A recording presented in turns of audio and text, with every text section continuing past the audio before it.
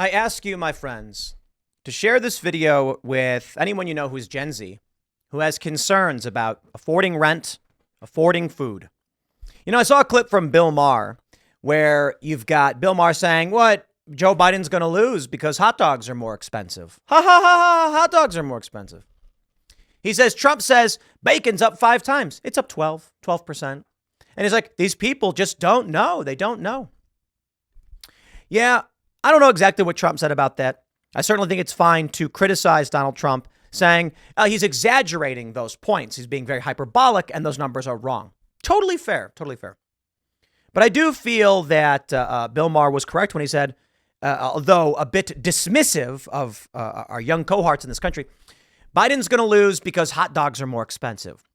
And then you get, it was Beto. He goes, well, this president has lowered inflation more than any other leader, blah, blah. The reason why I say share this with Gen Z is because here's how it works. If, I love this. I love this. If a bunch of CEOs are making $10 million a year, and then let's say you have 10 CEOs making $10 million a year, and you have 10 unemployed people, you can't then add that up, divide it, and say the average income is $5 million. You can't do that. That's what they're doing. They're saying, you know, inflation's way down. Biden, everything's fine. Young people are struggling, posting videos every day on TikTok, going viral, being like, I can't afford rent. I can't afford food. And then I'm telling people, we got within a couple hours driving of where I live, 12 casinos, and they're always full, making it killing. You got older people who have money to spend and younger people who cannot break that barrier. Something is messed up. Now tell me this. New York City begins pilot program to hand out prepaid weekly debit cards to 460 illegal immigrants at Roosevelt Hotel. $53 million contract for the deal. As long as they promise it's for food and for baby care stuff. Just promise. Don't spend it on another thing. That's amazing. City Hall spokesperson said a family with 2 parents and kids under the age of 5 will receive around $350 per week. Around 460 illegal immigrants will be covered under the pilot program of the 64,500 illegal immigrants under the city's care.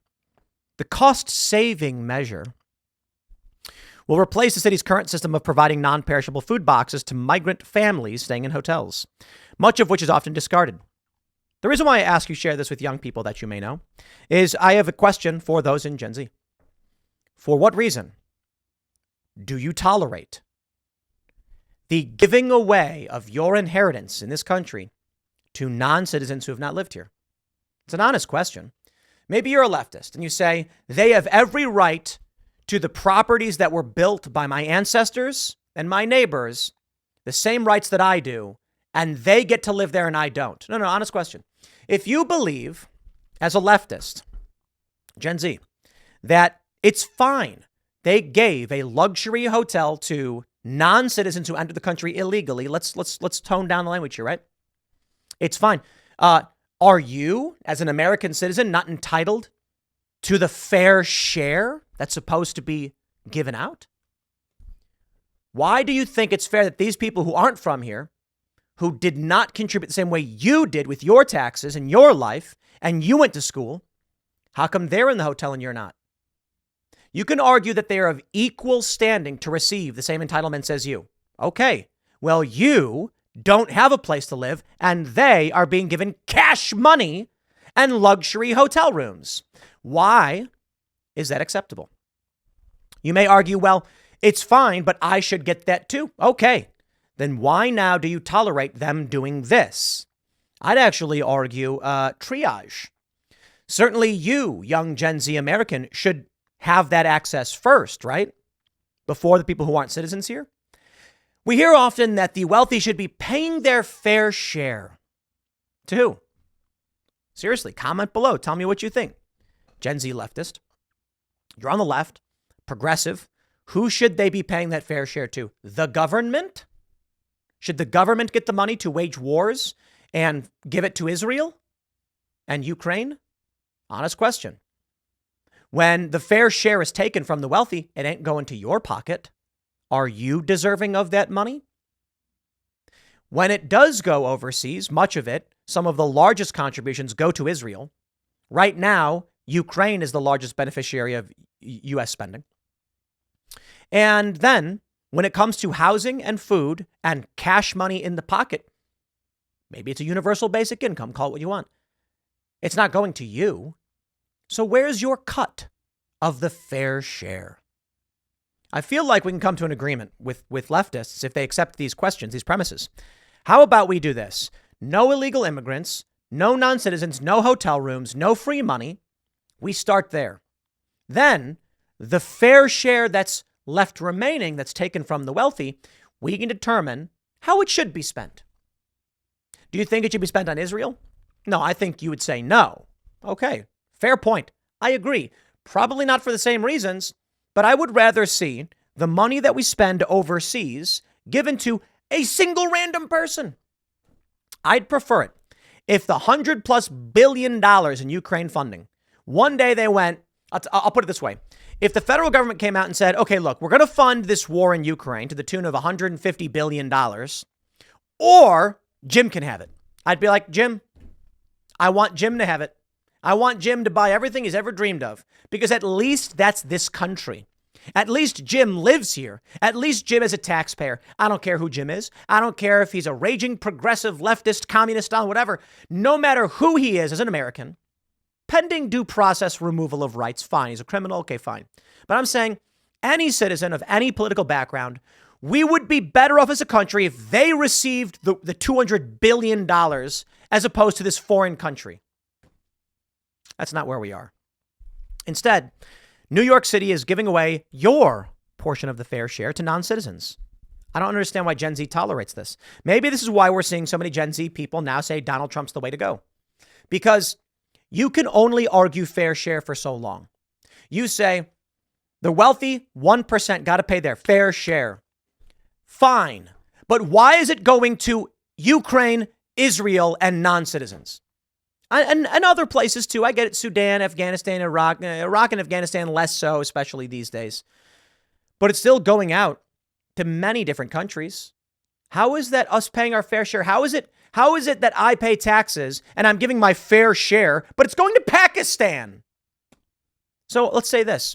You want to tax me? How about before we argue taxing the wealthy and paying fair share, we argue where it's allocated? Let's do that. How about this? You want universal health care. Okay. Let's stop funding Ukraine and Sudan and Israel and all these other foreign countries. And let's, I don't know, fix some pipes and get the lead out of the water.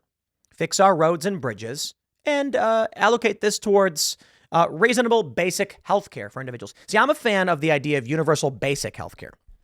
And what I say is some things you can't just give out. Like there might be a limited number of treatments for a specific disease. And I wish we could give it to everybody, but it doesn't exist. We can't do it.